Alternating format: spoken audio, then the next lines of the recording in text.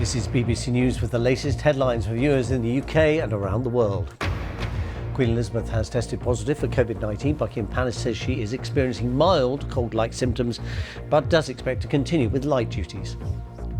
President Putin and his French counterpart, President Macron, agreed to intensify diplomatic efforts over Ukraine.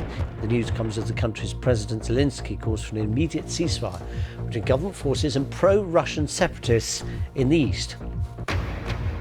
Legal requirements to self-isolate after contracting COVID in England is expected to be dropped from next week, despite concerns from some scientists and medical groups. I'm not saying you can totally throw caution to the winds. COVID remains dangerous if you're vulnerable and if you're not vaccinated, but we need people to be much more confident and get back to work.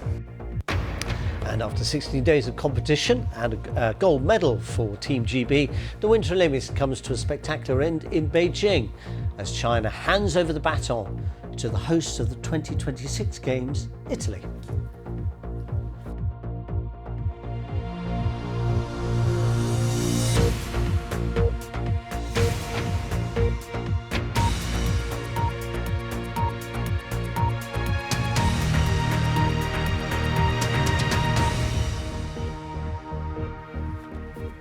Hello, I'm Shaun Ley. Welcome, whether you're watching in the UK or around the world. We begin this hour with the news from Buckingham Palace on Sunday afternoon that the Queen has tested positive for COVID.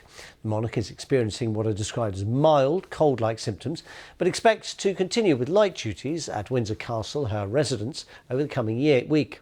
The Queen, who is 95 and will be 96 in about a couple of months' time, had been in contact with her eldest son, the heir to the throne, the Prince of Wales, who tested positive for COVID last week. Prime Minister Boris Johnson sent her best wishes, saying in a tweet that he wished her a swift recovery and a rapid return to vibrant good health. Well, earlier, Nick Witchell, our royal correspondent, came into the studio to give me the latest. This, of course, is all as